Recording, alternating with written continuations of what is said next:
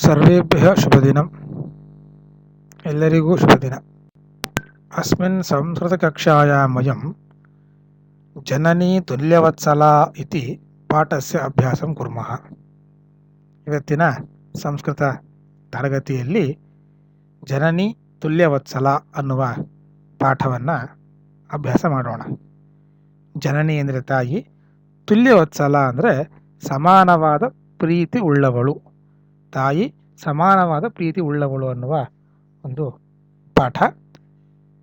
ಈ ಪಾಠ ಎಲ್ಲಿಂದ ಆರಿಸಲಾಗಿದೆ, ಇದರ ಕಥೆ ಏನು, ಇದರ ಉದ್ದೇಶ ಏನು ಅನ್ನೋದನ್ನು ಮುಂದೆ ನೋಡೋಣ.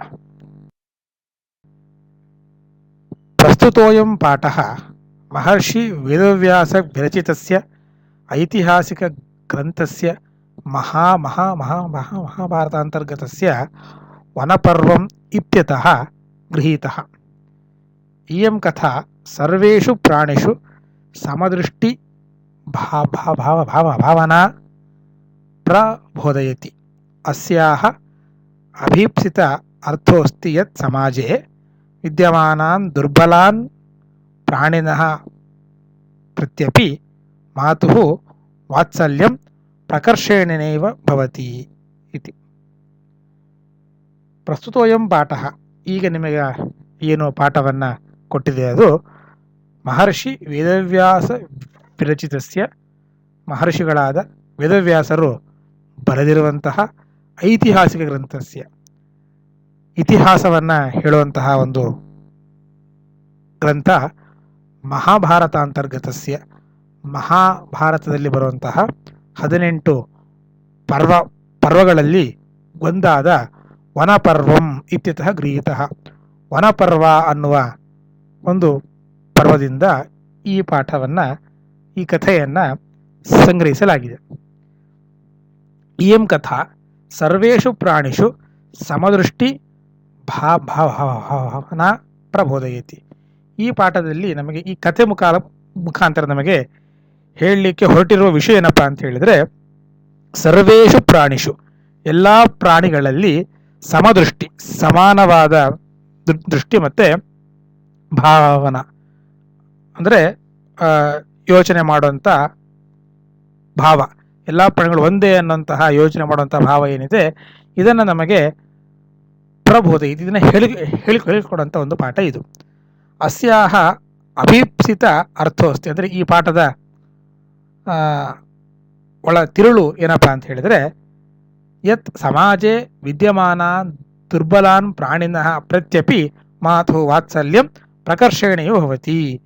ಸಮಾಜದಲ್ಲಿ ಇರುವಂತಹ ದುರ್ಬಲ ಪ್ರಾಣಿಗಳು, ಶಕ್ತಿ ಇರುವಂಥ ಪ್ರಾಣಿಗಳು ಹೇಗೋ ಬದುಕ್ತವೆ, ಆದರೆ ಬಲ ಇಲ್ಲದೆ ಇರುವಂತಹ ದುರ್ಬಲವಾದ ಪ್ರಾಣಿಗಳೇನಿದೆ ಅವುಗಳ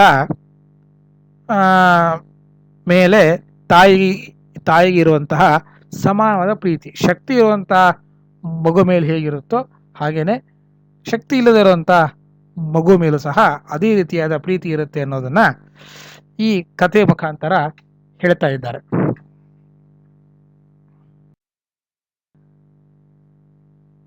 ಕಶ್ಚಿತ್ ಕೃಷಿಕಃ ಬಲಿವರ್ಧಾಭ್ಯಾಂ ಕ್ಷೇತ್ರಕರ್ಷಣಂ ಕುರ್ವನ್ ಆಸೀತ್. ತಯೋಃ ಬಲಿವರ್ಧಯೋಃ ಏಕಃ ಶರೀರೇಣ ದುರ್ಬಲಃ ಜವೇನ ಗಂತುಂ ಅಶಕ್ತಶ್ಚ ಆಸೀತ್. ಅತಃ ಕೃಷಕಃ ತಂ ದುರ್ಬಲಂ ವೃಷಭಂ ತೋದನೇನ ನುದ್ಯಮಾನಃ ಅವರ್ತತ. ಸಹ ವೃಷಭಃ ಹಲಮೂಢ್ವಾ ಗಂತುಂ ಅಶಕ್ತಃ ಕ್ಷೇತ್ರೇ ಪಪಾತ. ಕ್ರುದ್ಧಃ ಕೃಷೀವಲಃ ತಮ್ ಉತ್ಥಾಪಯಿತುಂ ಬಹುವಾರಂ ಯತ್ನಮಕರೋತ್. ತಥಾಪಿ ವೃಷಭಃ ನೋತ್ಥಿತಃ. ಭೂಮೋ ಪತಿತೆ ಸ್ವಪುತ್ರಂ ದೃಷ್ಟ್ವಾ ಸರ್ವೇ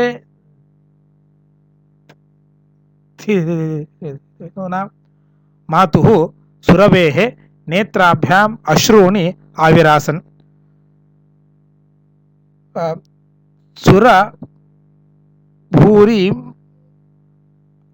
ಅವಸ್ಥಾಂ ದೃಷ್ಟ್ವಾ ಸುರಾಧಿಪಃ ತಾಂ ಅಪೃಚ್ಛತ್, ಐ ಶುಭೆ ಕಿಮೇವಂ ರೋದಸಿ ಉಚ್ಯತಾಮಿತಿ. ಕಥೆ ಆರಂಭ ಹೀಗಾಗತ್ತೆ. ಕಶ್ಚಿತ್ ಕೃಷಕಃ ಬಲಿವರ್ಧಾಭ್ಯಾಂ ಕ್ಷೇತ್ರಕರ್ಷಣಂ ಕುರ್ವನಾಸೀತ್. ಒಬ್ಬ ಕೃಷಕ ಎತ್ತುಗಳನ್ನು, ಬಲಿವರ್ಧಗಳು ಅಂದರೆ ಎತ್ತುಗಳು, ಅವುಗಳಿಂದ ಕ್ಷೇತ್ರಕರ್ಷಣಂ ಕುರ್ವನಾಸೀತ್, ಹೊಲ ಗದ್ದೆ ಏನು ಹೇಳ್ತೀವಿ ಅದನ್ನ ಕರ್ಷಣ, ಉಳುವಿಕೆಯನ್ನ ಮಾಡ್ತಾ ಇದ್ದ. ತಯೋಹೋ ಬಲಿವರ್ಧಯೋಹೋ ಏಕಃ ಶರೀರೇಣ ದುರ್ಬಲ. ಆ ಎರಡು ಬಲಿವರ್ಧಗಳು ಅಂದರೆ ಎತ್ತುಗಳಲ್ಲಿ ಒಂದು ಶರೀರದಿಂದ ದುರ್ಬಲ ಅಂದರೆ ಶಕ್ತಿ ಕಡಿಮೆ ಇತ್ತು. ಜವೇನ ಗಂತುಂ ಅಶಕ್ತಶ್ಚ ಆಸೀತ್, ಮತ್ತೆ ಅದಕ್ಕೆ ತುಂಬಾ ವೇಗವಾಗಿ ಹೋಗುವಂತಹ ಶಕ್ತಿಯು ಅದರಲ್ಲಿ ಇರಲಿಲ್ಲ. ಅತಃ ಕೃಷಕಃ ತಂ ದುರ್ಬಲಂ ವೃಷಭಂ ತೋದನೇನ ನುದ್ಯಮಾನ ವರ್ತತ. ಆದರೂ ಆ ಕೃಷಕ ಏನು ಮಾಡ್ತಾನೆ, ತಂ ದುರ್ಬಲಂ ವೃಷಭಂ, ಆ ಶಕ್ತಿ ಇಲ್ಲದಂತಹ ಒಂದು ಎತ್ತನ್ನೂ ಸಹ ಉಳುವಿಕೆಯಲ್ಲಿ ತೊಡಗಿಸಲಿಕ್ಕೆ ಆರಂಭ ಮಾಡ್ತಾನೆ. ಸಹ ವೃಷಭ ಹಲಮೂಡ್ವ ಗಂತುಂ ಅಶಕ್ತಃ ಕ್ಷೇತ್ರೇ ಪಪಾತ. ಅದಕ್ಕೆ ಆ ಹಲ ಅಂದರೆ ಆ ನೇಗಿಲು ಏನಿತ್ತು ಅದನ್ನು ಹೊತ್ತುಕೊಳ್ಳುವಂತಹ ಶಕ್ತಿ ಇರಲಿಲ್ಲ. ಅದನ್ನು ಹೊತ್ತುಕೊಳ್ಳುವಂಥ ಶಕ್ತಿ ಮೊದಲೇ ಇಲ್ಲ, ಅಂಥದ್ದನ್ನು ಹೊತ್ತುಕೊಂಡು ಮುಂದೆ ನಡೆಯುವಂಥ ಶಕ್ತಿ ಅಂತೂ ಇರಲೇ ಇಲ್ಲ. ಹಾಗಾಗಿ ಹಲಮೂಡ್ವ ಗಂತುಂ ಅಶಕ್ತಃ, ಅದು ಶಕ್ತಿ ಇಲ್ಲದ್ದಾಗಿ ಕ್ಷೇತ್ರೇ ಪಪಾತ, ಆ ಫಲದಲ್ಲಿ ಬಿತ್ತು ಕೆಳಗಡೆ. ಕ್ರುದ್ಧ ಕೃಷಿವಲಃ ತಂ ಉತ್ಥಾಪಯಿತು ಬಹುವಾರಂ ಯತ್ನಮಕರೋತು. ತುಂಬ ಕೋಪ ಬಂತು ಅವನಿಗೆ. ಕೋಪ ಬಂದು ಕೃಷಿವಲ ಏನು ಮಾಡ್ತಾನೆ, ಆ ರೈತ ಅದನ್ನು ತುಂಬ ಸಲ ಎಬ್ಬಿಸಲಿಕ್ಕೆ ಪ್ರಯತ್ನ ಮಾಡ್ತಾನೆ. ತಥಾಪಿ ವೃಷಭ ನೋತ್ಥಿತ, ತುಂಬ ಅದಕ್ಕೆ ಹೊಡೆದು ಬಡದು ಎಲ್ಲ ಮಾಡಿ ಅದನ್ನು ಎಬ್ಬಿಸಲಿಕ್ಕೆ ಪ್ರಯತ್ನ ಮಾಡ್ತಾನೆ. ಆದರೂ ಅದಕ್ಕೆ ಹೇಳುವಂಥ ಶಕ್ತಿ ಇರಲೇ ಇಲ್ಲ, ಅದು ಏಳಲೇ ಇಲ್ಲ ಮೇಲೆ. ಭೂಮೋಪತಿತೆ ಸ್ವಪುತ್ರಂ ದೃಷ್ಟ ಧೇನೂನಾ ಮಾತು ಸುರಭೇಹೆ ನೇತ್ರಾಭ್ಯಾಮಶ್ರೂಣಿ ಆವಿರಾಸನ್. ಹೀಗೆ ಕೆಳಗೆ ಏಳಲಿಕ್ಕಾಗದೇ ಬಿದ್ದಿರುವಂಥ ಈ ವೃಷಭವನ್ನು ನೋಡಿ, ಸ್ವಪುತ್ರಂ ದೃಷ್ಟ, ತನ್ನ ಮಗನನ್ನು ನೋಡಿ, ಧೇನೂನಾ ಮಾತು ಸುರಭೆ, ಈ ಹಸುಗಳಿಗೆಲ್ಲ ತಾಯಿ ಸುರಭಿ ಅಂತ ಏನು ಹೇಳ್ತೇವೆ ಅದು, ಅದರ ಕಣ್ಣಲ್ಲಿ ನೇತ್ರಾಭ್ಯಾಮಶ್ರೂಣಿ ಆವಿರಾಸನ್, ಕಣ್ಣಲ್ಲಿ ನೀರು ಬರಲಿಕ್ಕೆ ಆರಂಭ ಆಯಿತು.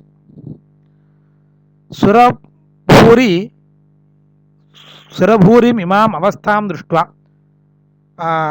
ಸುರಭೇಹೆ ಇಮಾಂ ಅವಸ್ಥಾಂ ದೃಷ್ಟ, ಆ ಸುರಭಿಯ ಈ ಅವಸ್ಥೆಯನ್ನು ನೋಡಿ ಸುರಾಧಿಪ, ದೇವತೆಗಳ ರಾಜ, ತಾಂ ಪೃಚ್ಛತ್, ಅದನ್ನು ಕೇಳ್ತಾನೆ. ಐಶುಭೆ ಮಂಗಳಕರಳೆ ಕಿಮೇವಂ ರೋದಶಿ, ಯಾಕೆ ನೀನು ಅಳ್ತಾ ಇದ್ದೀಯಾ, ಉಚ್ಯತಾಂ ಇತಿ, ಹೇಳು ಎಂಬುದಾಗಿ ಅದನ್ನು ಕೇಳ್ತಾನೆ. ವಿನಿಪಾತೋ ನವಃ ಕಶ್ಚಿತ್ ದೃಶ್ಯತೆ ತ್ರಿದಶಾಧಿಪ, ಅಹಂ ತು ಪುತ್ರಂ ಶೋಷಾಮಿ ತೇನ ರೋದಾಮಿ ಕೌಶಿಕಾ. ಭೋ ವಾಸವ, ಪುತ್ರಸ್ಯ ದೈನ್ಯಂ ದೃಷ್ಟ್ವಾ ಅಹಂ ರೋದಾಮಿ, ಸಹ ದೀನಃ ಇತಿ ಜಾನನ್ ಅಪಿ ಕೃಷಕಃ ತಂ ಬಹುಧಾ ಪೀಡಯತಿ, ಸಹ ಕೃಚ್ಛ್ರೇಣ ಭಾರಂ ಉದ್ವಹತಿ, ಇತರಮಿವ ಧುರಂ ವೋಢುಂ ಸಹ ನ ಶಕ್ನೋತಿ, ಏತದ್ ಭವಾನ್ ಪಶ್ಯತಿ ನ ಇತಿ ಪ್ರತ್ಯವೋಚತ್. ಭದ್ರೇ ನೂನಂ ಸಹಸ್ರಾಧಿಕೇಷು ಪುತ್ರೇಷು ಸತ್ಸು ಅಪಿ ತವ ಅಸ್ಮಿನ್ನೇವ ಏತಾದೃಶಂ ವಾತ್ಸಲ್ಯಂ ಕಥಂ ಇತಿ ಇಂದ್ರೇಣ ಪೃಷ್ಟ ಸುರಭಿ ಪ್ರತ್ಯವದತ್.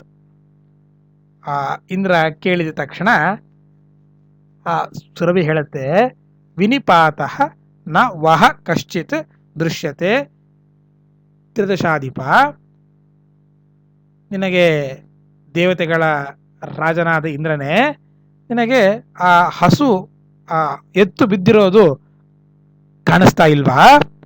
ವಿನಿಪಾತ ಅದು ಬಿದ್ದಿರೋದು ನಿನಗೆ ನ ದೃಶ್ಯತೆ ಕಾಣಿಸ್ತಾ ಇಲ್ವಾ? ನಾನು ಅಳುತ್ತಿರೋದು ಯಾಕೆ ಅಂತ ಅಲ್ವಾ ನೀನು ಕೇಳಿದ್ದು? ಅಹಂತು ಪುತ್ರಂ ಶೋಚಾಮಿ ತೇನ ರೋದಾಮಿ ಕೌಶಿಕ.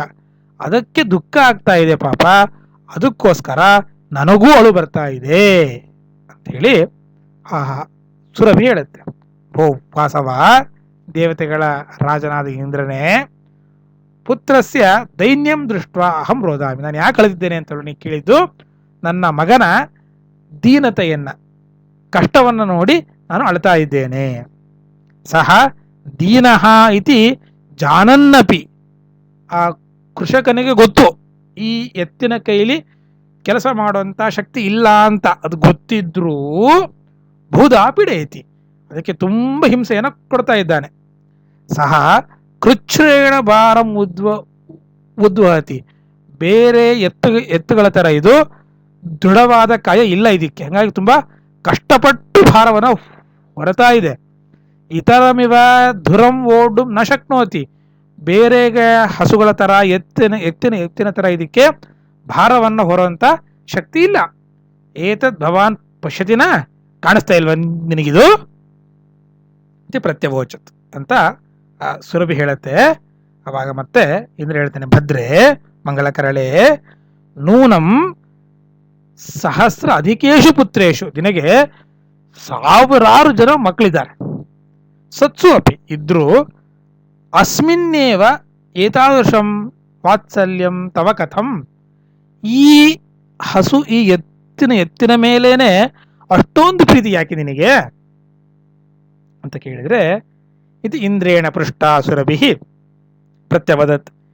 ಇಂದ್ರ ಪ್ರಶ್ನೆಯನ್ನ ಕೇಳಿದ್ರೆ ಆ ಸುರಭಿ ಉತ್ತರವನ್ನ ಕೊಡ್ತಾಳೆ. ಯದಿ ಪುತ್ರ ಸಹ ಸಹ ಸಹ ಸಹಸ್ರಮ್ಮೆ ಸರ್ವತ್ರ ಸಮಮೇವ ಮೇ ದೀನಸ್ಯ ತು ಸತಶಕ್ರಃ ಪುತ್ರಸ್ಯಾಭ್ಯಧಿಕಾ ಕೃಪಾ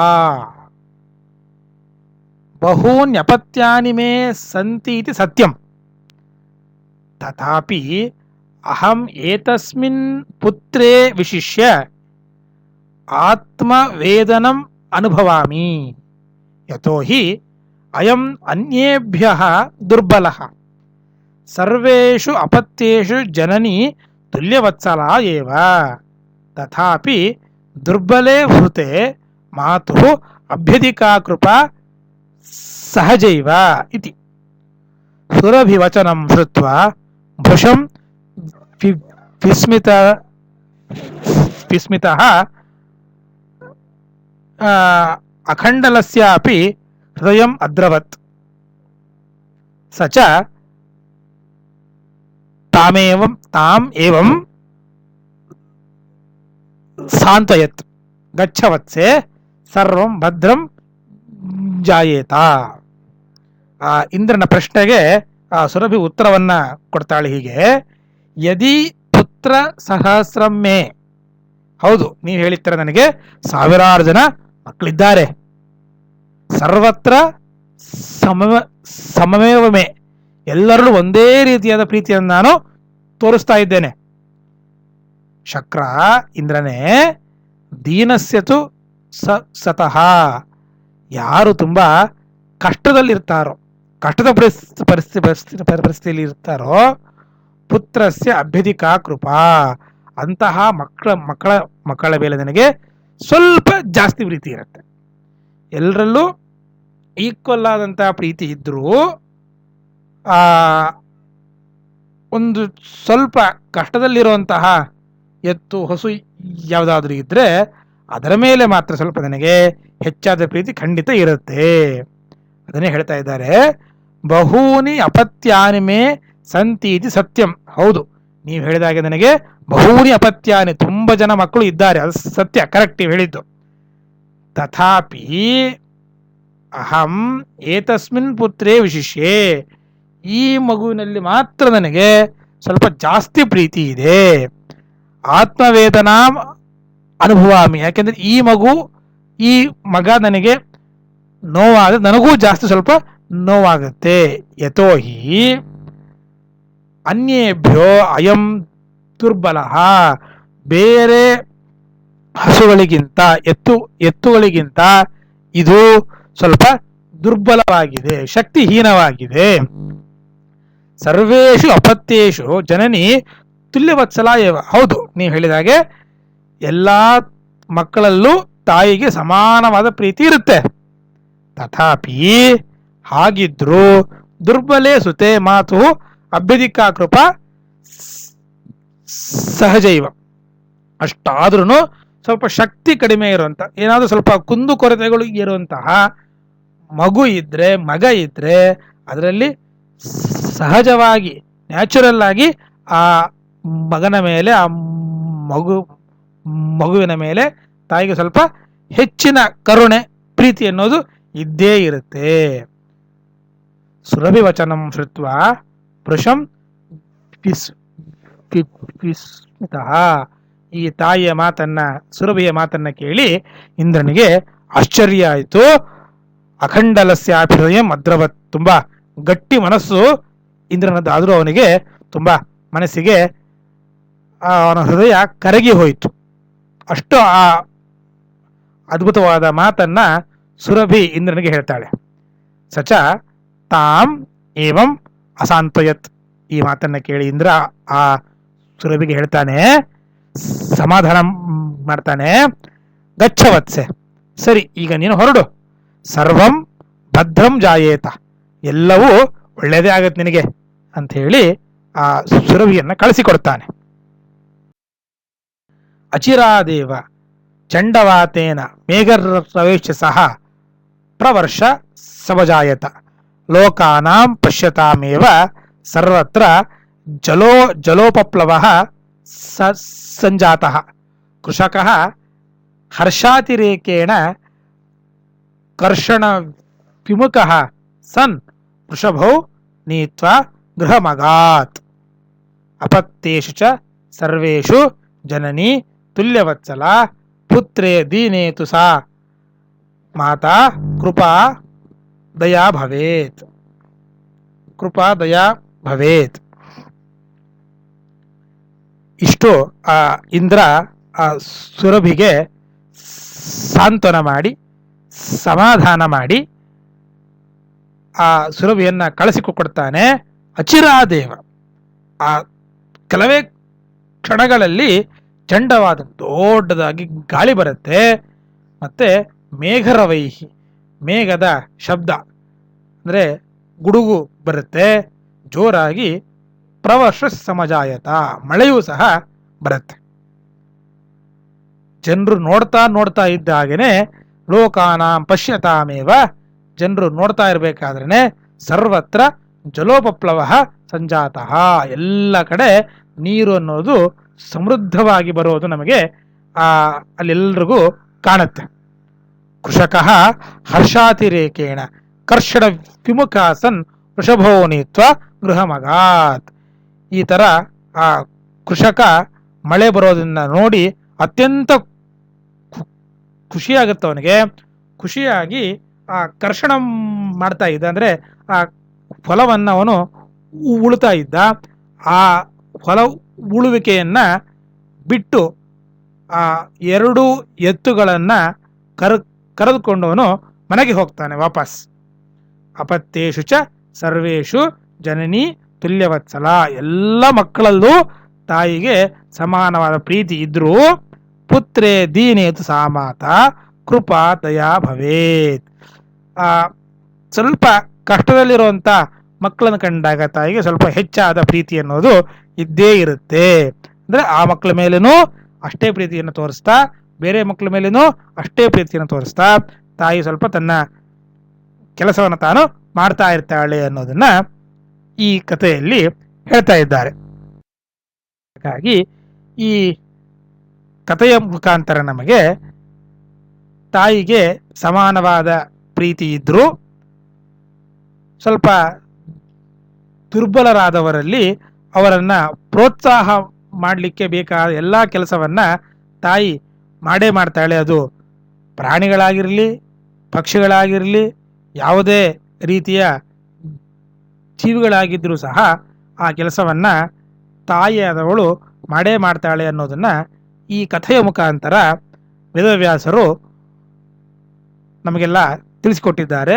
ನಾವು ಅಷ್ಟೇ ನಮ್ಮ ಸುತ್ತಮುತ್ತಲಲ್ಲಿರುವಂತಹ ಜನರು ಎಷ್ಟೇ ಕಷ್ಟಪಡ್ತಿದ್ರು ಅದರಲ್ಲಿ ಸ್ವಲ್ಪ ಜಾಸ್ತಿ ಕಷ್ಟವನ್ನು ಯಾರು ಪಡ್ತಾ ಇದ್ದಾರೋ ಅವರಿಗೆ ಸಹಾಯ ಮಾಡುವ ಮುಖಾಂತರ ನಮ್ಮ ಒಳ್ಳೆಯ ಗುಣವನ್ನು ತೋರಿಸಿದರೆ ಆವಾಗ ನಮಗೆ ಅದರಿಂದ ಮುಂದೆ ಒಳ್ಳೆಯದಾಗುತ್ತೆ ಅನ್ನುವಂತಹ ನೀತಿಯನ್ನು ಈ ಪಾಠದಿಂದ ನಾವು ಕಲಿತುಕೊಳ್ಳೋಣ. ಇವತ್ತಿಗೆ ಈ ಪಾಠವನ್ನು ಮುಗಿಸೋಣ. ಧನ್ಯವಾದ. ಪುನರ್ಮಿಲಾಮಃ.